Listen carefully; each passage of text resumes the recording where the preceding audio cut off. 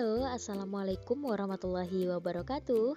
Pada video kali ini, aku mau sharing lagi nih, lagi tentang tips menabung. Khususnya untuk diri aku sendiri sebagai seorang remaja yang belum berumah tangga. Jadi di sini siapa nih yang belum berumah tangga sama seperti aku dengan usia 23 tahun? Oke bunda-bunda, di video aku kali ini aku mau revisi budget November 2023 ya bunda. Karena kemarin itu sudah ada bikin budgeting November, tapi ya namanya juga kehidupan. Meskipun sudah kita rancang sedemikian rupa, tapi tetap aja bisa over budget. Bisa keliru perhitungan ataupun bisa juga ada keperluan di luar dugaan.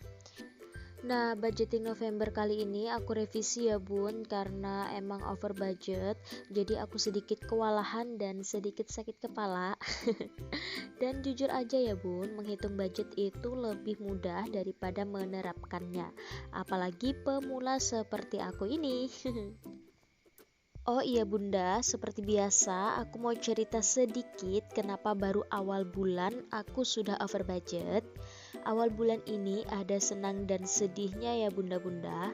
Senangnya adalah binder budget aku udah dateng. Yeay, akhirnya aku semangat banget untuk terus melakukan budgeting, terus belajar tentang budgeting. Pokoknya bunda-bunda yang sudah suhu tentang budgeting harus pantau video aku. Karena di sini aku perlu banget masukan dan supportnya dari bunda-bunda semua, supaya aku itu bisa mahir dalam mengurus keuangan aku. Dan kisah sedihnya adalah budgeting November yang sudah aku kemas sedemikian rupa itu mengalami over budget di awal bulan bunda. Karena ada beberapa faktor sih. Yang pertama itu adalah dicuri tuyul. Sedih banget. Uang aku itu ya setelah aku hitung emang udah pas-pasan gitu untuk dihitung di budgetingnya, tapi tuyulnya itu gak kira-kira. Jadi kemarin itu uangnya memang tidak aku tarik semua ya bunda, karena aku harus bayar arisan via transfer. Nah kemudian untuk sisanya kemarin itu aku bagi-bagi di budgeting November. Total yang aku pegang itu adalah sekitar 750.000. Nah untuk sedekah itu langsung aku kasihkan ke orang tua aku. Jadi sisa yang aku pegang adalah 450.000. Nah yang 50.000 aku pakai lagi untuk beli bensin yang sudah aku list di budgeting November aku. Nah setelah itu untuk paketnya langsung aku isi juga 100.000.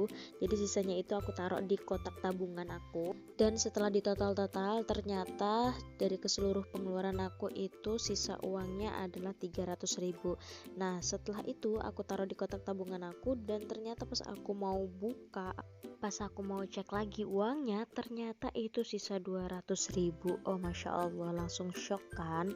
Ya ibaratnya gimana uang cuman segitu dipakai buat 1 bulan, tapi udah gak ada lagi 100.000 gitu. Jadi kenapa aku berasumsi bahwa uang yang hilang itu kena tuyul? Karena aku kehilangan uang tidak sekali ya bunda-bunda, tapi udah beberapa kali, dan uang itu dalam keadaan posisi yang aman.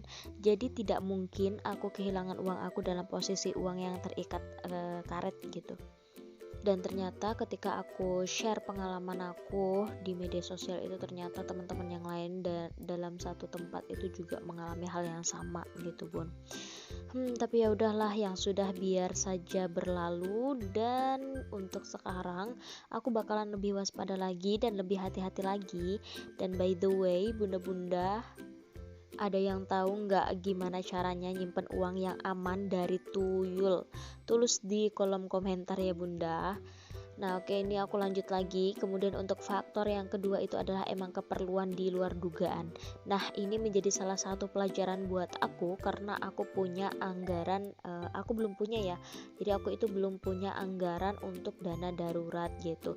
Jadi gara-gara tuyul anggaran aku jadi acak-acakan, terus tidak ada anggaran dana darurat. Nah terus aku bingung kan mau ganti oli pakai apa gitu, karena itu adalah anggaran uang untuk ganti oli. Selain itu itu aku juga kerja menggunakan motor yang memang sudah waktunya perawatan, ditambah lagi perjalanan aku itu jauh ya bunda-bunda, jadi harus bener-bener ganti oli, harus bener-bener dirawat gitu motornya. Tapi alhamdulillah berkat doa orang tua, Allah ganti lagi uangnya.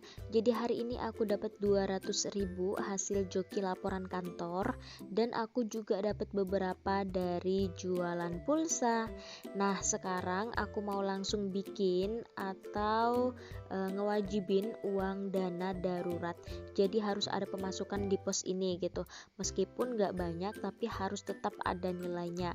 Dan ini pun untuk budgeting tidak aku rombak pos-posnya ya bunda, karena aku hanya menambahkan saja untuk memperbaiki budgeting aku supaya nanti bisa lebih baik lagi dan untuk mempermudah evaluasiku di akhir bulan. Nah, ini dia bunda-bunda hal yang paling aku tunggu-tunggu, yakni memasukkan uang-uangnya ke dalam binder budgeting gitu.